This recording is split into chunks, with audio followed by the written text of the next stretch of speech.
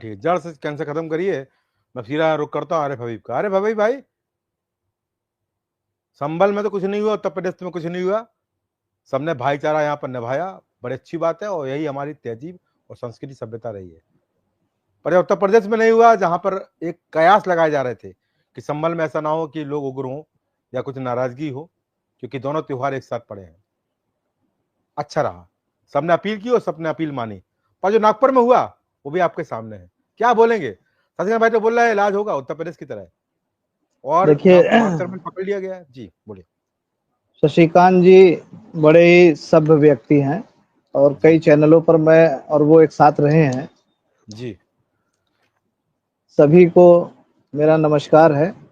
जी देखिए गौरव भाई, बात ये नहीं है, एक शेर है कि गैर मुमकिन है कि हालात की गुत्थी सुलझे, गैर मुमकिन है कि हालात की गुत्थी सुलझे, बहुत सोच के दानिश्वरों ने उलझाई है। समाजवादी पार्टी का मानना यह है कि इस देश का 90% वह तबका जो अभी देश के संसाधनों पर अपना अधिकार नहीं पा पाया है, शिक्षा के क्षेत्र में, चिकित्सा के क्षेत्र में, न्याय के क्षेत्र में, विभिन्न क्षेत्रों में वह 90% जो जमात है, जिसे पीडीए हमने कहा है, वह पीडीए समाज के हक अधिकार की लड़ाई के लिए जब पीडीए समाज जागरूक हो गया तो 10% कट्टरवादी लोगों को भारतीय जनता पार्टी अपने पाले में बनाए रखने के लिए नफरत और धार्मिक एजेंडे को हवा दे रही है। अच्छा। एक शेर और पढ़ना चाहूंगा। समाजवादी पार्टी का मानना है कि अब ये शेर था ना कि गैर मुमकिन है कि हालात की गुत्थी सुलझे, बहुत सोच के दानिश्वरों ने उलझाई है।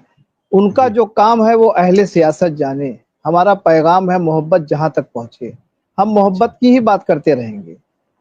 इनसे कोई सवाल न करे इनकी नाकामी का, 11 साल की केंद्र सरकार की और 8 साल की उत्तर प्रदेश सरकार की नाकामी का सवाल न करे।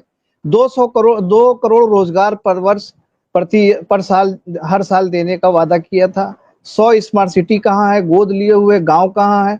27% ओबीसी समाज का आरक्षण कहाँ है? दलित समाज का आरक्षण कहाँ है? उनके हक अधिकार कहाँ है? इस पर कोई सवाल न कर पाए, इसलिए धार्मिक मुद्दों में उलझाने का काम करते हैं और इससे इनको फायदा भी मिलता रहा। 2002 से गुजरात से जिन्होंने सत्ता पाई, जिन्होंने राम जन्मभूमि बाबरी मस्जिद की लड़ाई से सत्ता पाई, तो उनको ऐसे मुद्दे लेकर के चलने में ही फायदा है।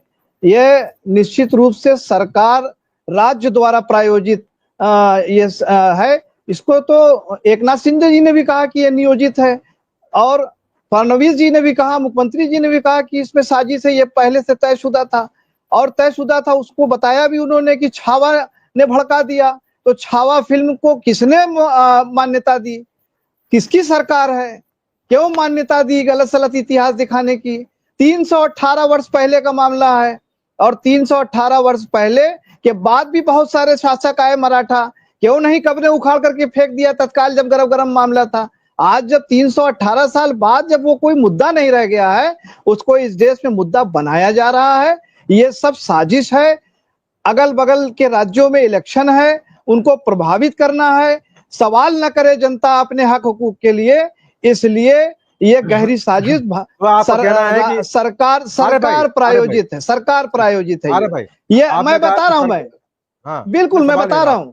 टी राजा का बयान आप महाराष्ट्र में सुन लीजिए, नीलेश राणे का बयान आप सुन लीजिए, इनके सांसद का बयान आप सुन लीजिए, भारतीय जनता पार्टी के नेताओं का बयान आप सुन लीजिए। क्या इस बात को हवा देने की जरूरत थी? क्या सो रहा था सीएम ऑफिस?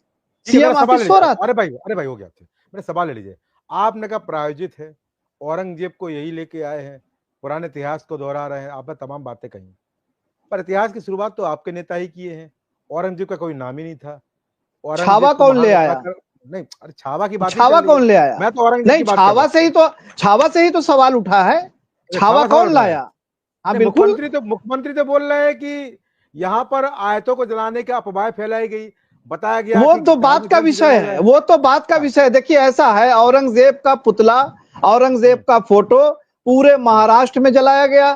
साथ ही साथ भारतीय स्वतंत्रता संग्राम सेनानी के पहले सेनानी बहादुर शाह जफर का भी फोटो जला दिया गया पुणे के अंदर, जिनके 2 लड़के शहीद हुए थे, जिनको चलिए, आप बोलते बोलते आपका यहाँ पर संपर्क टूट गया है और मैं सीधे